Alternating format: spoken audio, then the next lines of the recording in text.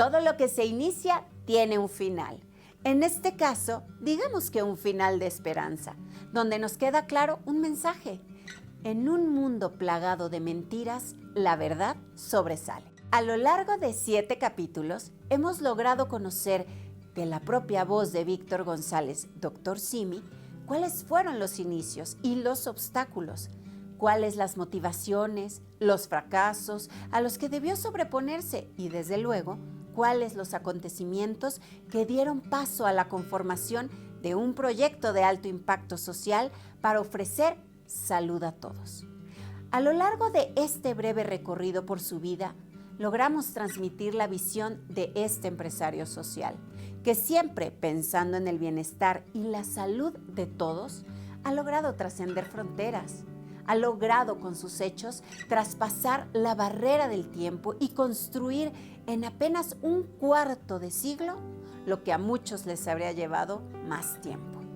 Solo con esta determinación y el compromiso de muchas personas a su alrededor es que hoy hablamos de una realidad tan benéfica para nuestro país.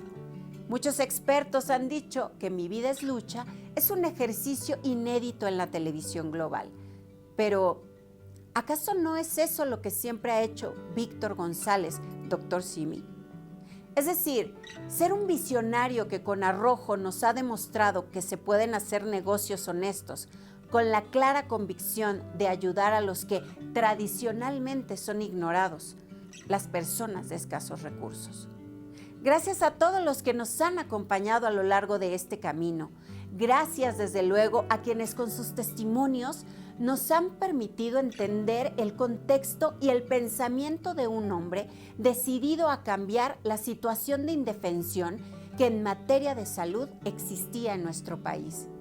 Quede para las futuras generaciones el testimonio del empresario que, a través del sufrimiento y la adversidad, logró ponerse en los zapatos de la gente menos favorecida para hacerla el centro de su intenso y vasto programa social. Le invito a seguir este mensaje de esperanza para que cada uno, desde nuestra trinchera, fomentemos una nueva cultura de solidaridad, donde el dar sea el primer paso para hacer.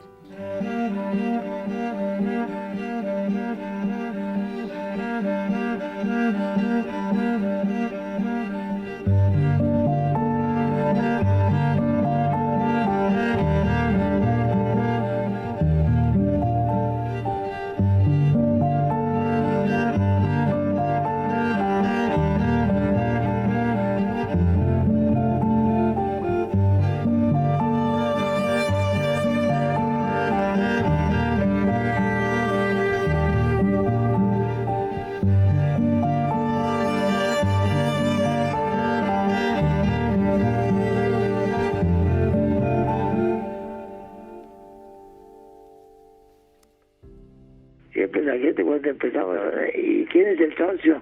Pues se me daba risa, mi mamá y yo. Pues.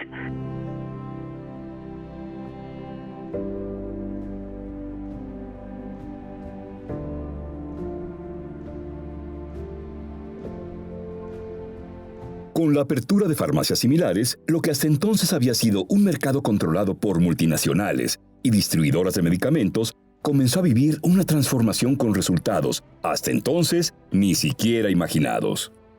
Todo estaba hecho para que naciera el niño, en 97. Estaba empezando similares, teníamos urgencia de poner los locales rápidos para ganar el territorio, para hacer una competencia de rapidez, porque yo lo sabía. Y siempre buscaba locales, aparte de céntricos, que tuvieran una farmacia del tradicional cerca, porque en un principio la gente, como no teníamos todo, iban a la farmacia tradicional y lo que los nuestros nos correspondan a nosotros. Entonces era muy conveniente tener una farmacia de las tradicionales cerca y pegada mejor. Todo fue distinto en similares, todo fue distinto. No vendíamos de todo, vendíamos un grupo de medicamentos, no marcamos. Los genéricos abarcan el 90% de enfermedades, pero no, hay muchas que no hay genéricos, enfermedades. Entonces, por eso, y nosotros no vendíamos perfumería ni vendíamos muchas cosas. Por eso es muy conveniente tener una farmacia tradicional ahí lo más cerca posible, para que la gente pueda comprar lo que la farmacia tradicional, lo que no tenemos nosotros. Es más, yo anunciaba, aquí no hay todo, pero lo que tenemos es más barato. Estábamos hablando del principio, no había la logística, ¿no? Entonces tenía que ser, por eso uno ha dicho que repetíamos, aquí no hay todo, pero lo que hay es más barato.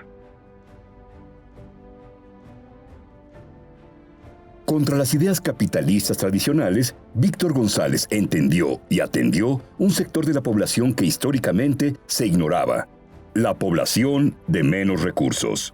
Esto que platicamos fue diciembre de 1997. En enero se abre la segunda farmacia en Cuernavaca. Don Víctor hace una inauguración muy a su estilo, muy en grande, en la que eran 2 cuadras de gente formada, esperando recibir un regalo simplemente por ir.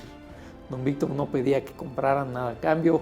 Había desde regalos y juguetes para niños, o paletas heladas o azúcar, arroz, frijol, y eran colas y colas y colas de gente.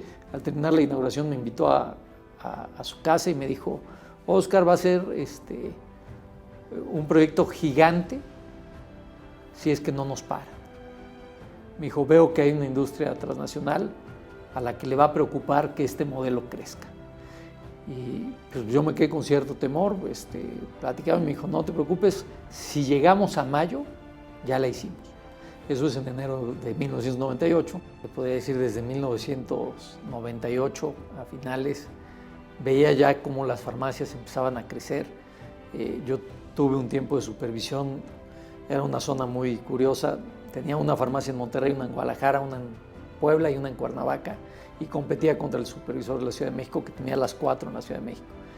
Y ahí, a partir de ahí, yo me empecé a dar cuenta de cómo llegaban los clientes, de las necesidades de los clientes, también de la sorpresa que se llevaban los clientes. Es que de verdad es este precio. Sí, de verdad es.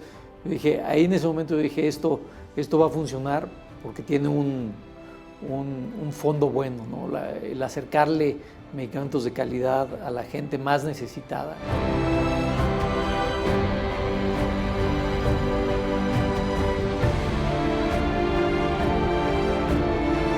Sin embargo, el embate se estaba construyendo en bloque.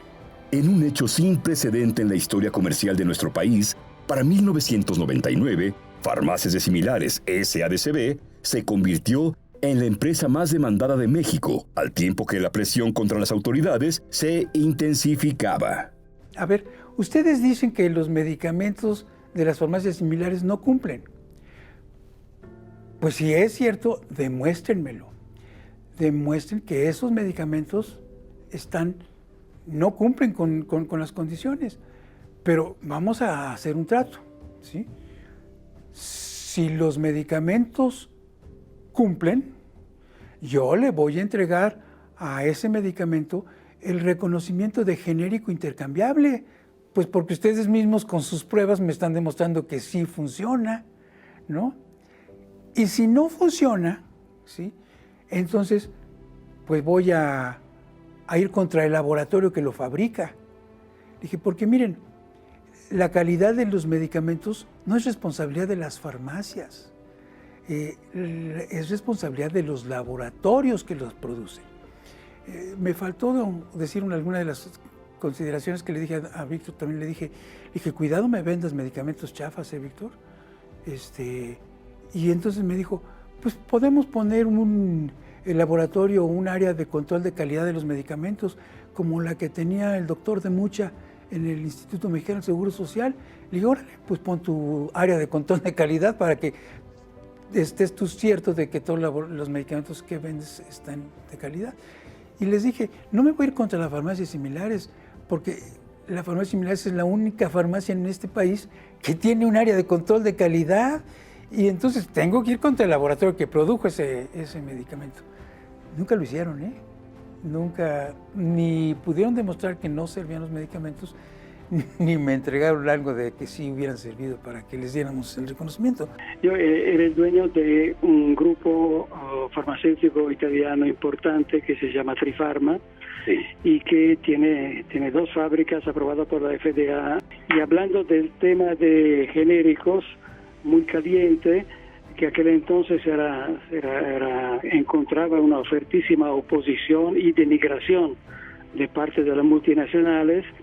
Y empezamos a elaborar una estrategia a medio y largo plazo para poder llegar a introducir también a México esta forma de medicamentos que en Estados Unidos ya representaba la mayor cuota de mercado en unidades. Como mis 2 fábricas italianas ya eran aprobadas por la FDA y desde hace muchos años eran proveedores de los más importantes laboratorios de genéricos americanos, mi experiencia y conocimiento de los requisitos de la FDA me llevaron a sugerir a Víctor que la única manera para ganar la confianza del mercado y de las autoridades era de darse una estructura de control de calidad y de quality assurance conforme a los requisitos americanos e internacionales. Solo entre los años de 1999 y 2004, los laboratorios transnacionales presentaron 42 demandas para acabar con la farmacia que había exhibido las ganancias desproporcionadas que se obtenían de la fabricación y venta de los fármacos. Había una oposición tremenda de parte de las multinacionales que denigraban el concepto mismo de genéricos, implicando que no eran la misma cosa y que se inventaban que a pesar que la materia prima era igual, pero los excipientes jugaban un rol muy importante. Estaban creando una serie de noticias que hoy día se podrían definir fake news, sí, para denigrar el concepto de genéricos. Y de eso estamos hablando con Víctor, de todas las posibilidades de prevenir este tipo de actitud que no se materializaba, que era potencialmente posible, ¿no? Porque los laboratorios cada vez hacían más difíciles las cosas, ¿no? Primero, pues tenías que demostrar que tenía la misma sustancia química. Segundo, que tenía la misma velocidad de disolución de los medicamentos. Y entonces, pues decías, ya, pues si tiene lo mismo, la misma cantidad y se disuelve igual, pues es lo mismo. Pero entonces nacieron estos exámenes que llaman de la bioequivalencia. Y entonces tenían que hacer estos exámenes que no eran baratos, o sea, porque eran ya trabajando con seres humanos que estuvieran trabajando voluntariamente, porque se tenía que estar midiendo no solamente que tuviera la misma cantidad del producto, sino que además se absorbiera a la misma velocidad, permaneciera en el cuerpo al mismo tiempo. Un frente de batalla que también se extendió a los médicos, quienes eran los primeros en poner en entredicho la calidad de los genéricos y la atención en los consultorios adyacentes a las farmacias. Obviamente éramos muy atacados por los médicos privados, porque decían que les habíamos robado su consulta. Tuve varios enfrentamientos en hospitales, y en esos hospitales yo le decía a nuestros compañeros médicos, la verdad es que nadie te está quitando tu consulta, dado que nunca un paciente que acude a algún consultorio de Fundación BES iba a poderte pagar los 1,500 pesos de consulta. O sea, sé razonable, ¿no? Curiosamente, conforme vamos avanzando, empezamos a tener, obviamente el contador esto ya lo sabía, que había muchos médicos que desafortunadamente no trabajaban para lo que habían sido formados y andaban de taxistas o eran enfermeros o tenían alguna otra actividad que no tenía nada que ver, y eso era un desperdicio porque pues finalmente se habían formado como médicos. Y por otro lado, pues había millones de personas que no podían tener acceso al servicio médico. Entonces, cuando él a mí en un inicio me plantea todo este proyecto, es una de las cosas que me enamora. O sea, me enamora el decir, vamos a juntar estas dos carencias.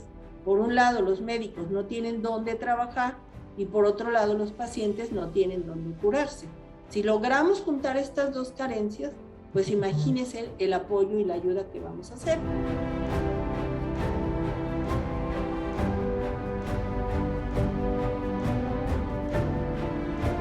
Año con año, merced a la necesidad de la gente, llegó el crecimiento exponencial a través de un agresivo plan de expansión y la apertura de franquicias.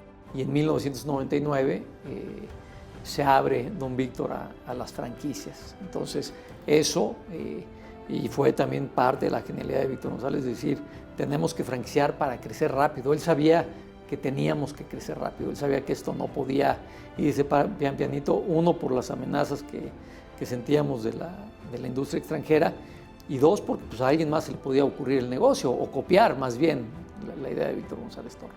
Entonces se movió muy rápido, y también aprovecho para agradecer a los franquiciatarios que creyeron en nosotros, porque también ellos creyeron en aquella casa en Eleuterio Méndez, en una bodeguita, no éramos el corporativo que somos hoy, ¿no? Entonces hubo fe de mucha gente en el proyecto de Don Víctor.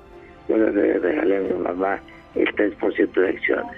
Era mi socia, mi hija socia. La gente se imaginaba que tenía algún socio que hiciera pues no, así que por cierto, la gente no entiende cuando un negocio es exitoso, que para ser honesto, todo es una base de algo.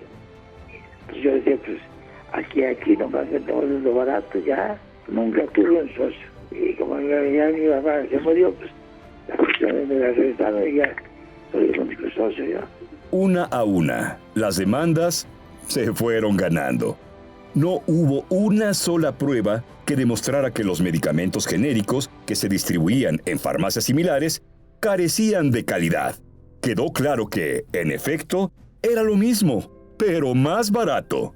Nosotros como autoridad teníamos que estar cuidando pues, que los medicamentos fueran seguros, que los medicamentos fueran eficaces, que se produjeran con calidad, con buenas prácticas de manufactura, que en todo el proceso se mantuvieran las cosas y que la sustancia activa tuviera una certificación de origen. Entonces, pues con eso estábamos más que garantizados que las cosas funcionaban. Porque además el concepto de genérico ni siquiera se conocía. O sea, bueno, le voy a decir, los médicos afortunadamente todos lo conocíamos. Todos los médicos que nos formamos en el sector salud curábamos a los pacientes con medicamentos genéricos. Y cuando yo platicaba con ellos y ellos me decían, oye, pero estos son medicamentos similares, son los mismos medicamentos que vas a utilizar como genérico ya después que afortunadamente logramos que se hiciera la bioequivalencia y la biodisponibilidad. Y aún antes, o sea, yo le decía, son los mismos genéricos con los que curas a los pacientes en la mañana. Esto era súper convincente. En el momento en que veían los medicamentos, muchos de ellos decían, pues sí, este es de Best. No, pues sí, pues es de Best. No, sí, es el que utilizamos. Pues obviamente los medicamentos ya pasaron por todos los estándares de calidad y por ello se venden y se prescriben en el sector salud. Entonces, bueno, pues poco a poco fuimos conquistando almas, pero lo más hermoso fue cuando esas almas empezaron a conquistar a otras almas y empezaron a mandar a compañeros, empezaron a difundir dentro de los mismos hospitales, porque muchos de ellos cubrían un turno con nosotros y otro turno en el sector salud. Lo que muchos habían visto como un sueño irrealizable había ganado su lugar, y para el año 2002 se posicionaba como la cadena líder en la venta de genéricos. La farmacia especializada en la comercialización de estos productos. Yo veía los consultorios que se llenaban y anécdotas que me tocó vivir. A mí me tocó ver gente en Chiapas que llegaba descalza a la farmacia a comprar. No tenía zapatos. Es de México que nos duele. Veía gente que no sabía leer. Vi gente que daba las gracias, que se iba feliz, y esa publicidad de boca en boca que se lleva a una persona agradecida que le funcionó el medicamento, pues por más que le dijeran que no funcionaban o que no tenían calidad o lo que les quisieran decir, pues esa persona nos daba la seguridad que esto iba a funcionar.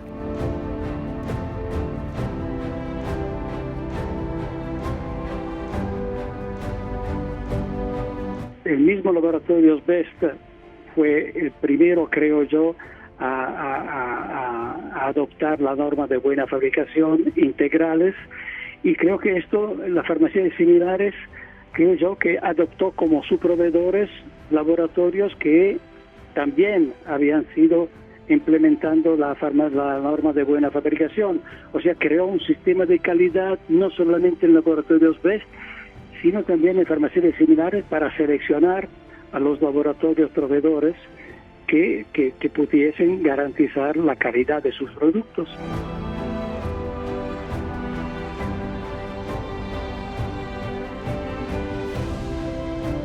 A un determinado momento entró la visión genial de Víctor, que a mi manera de ver se puede resumir en 4 puntos, ¿no?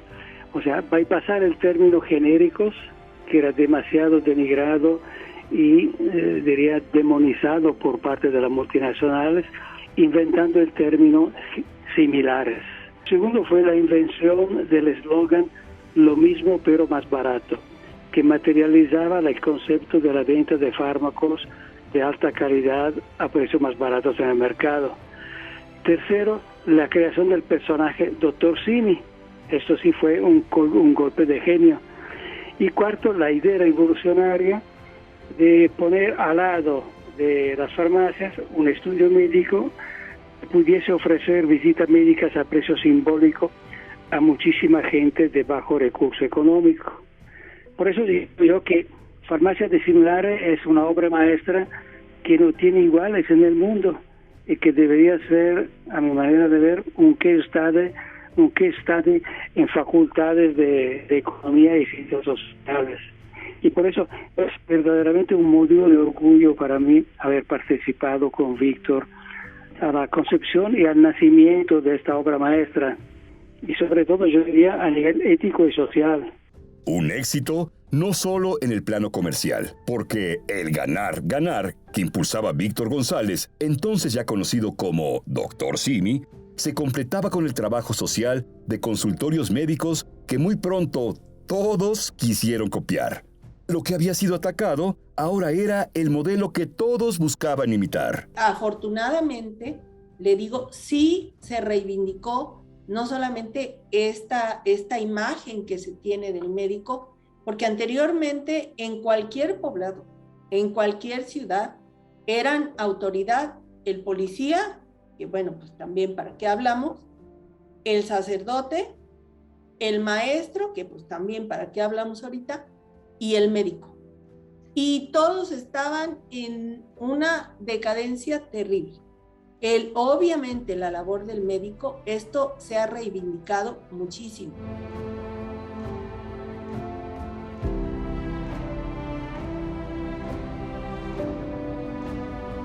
El empresario mexicano, cuando nadie lo tenía en mente, había creado un nuevo nicho de mercado. Tuve que tener mucha prudencia, y esto da un mérito más, haber seguido adelante a pesar de todo y haber creado y materializado esta obra que yo insisto definir obra maestra, porque no tiene igual en el mundo. Esto es cierto. Víctor González Torres, a quien más tarde tratarían de atacar apodándolo como Dr. Simi, fue el pionero al instalar un consultorio para brindar atención médica profesional y, junto, una farmacia donde el paciente, si así lo decidía, podía adquirir medicamentos con un costo infinitamente menor a los que se comercializaban en México. No hay que yo sepa, ningún país en el mundo donde existe una regulación de este tipo. O sea, fíjate, de dar una visita médica a precio simbólico en barrios muy pobres, significaba realmente abrir la puerta a la posibilidad de hacer llegar fármacos a gente que tenía grandes dificultades económicas. Y eso ha sido una visión socialmente nueva. Ha sido una idea genial no solamente desde el punto de vista de negocio, sino también social. En aquel momento yo la verdad no entendí que estábamos en esta parte de lo que hoy llaman el capitalismo consciente, ¿no? O sea, esta parte de hacer negocios, sí, pero con conciencia social, con beneficios sociales, que vayan más allá de la mera utilidad económica, que también piensen en el bien que están haciéndole a sus clientes. Y creo que don Víctor en ese sentido pues fue de los iniciadores aquí en nuestro país de este tipo de negocios, ¿no? Hoy día pues yo sé que el mercado de genéricos representa casi el 90% de los medicamentos que se venden en nuestro país, y entonces pues me siento contento de haber sido impulsor de este ejercicio.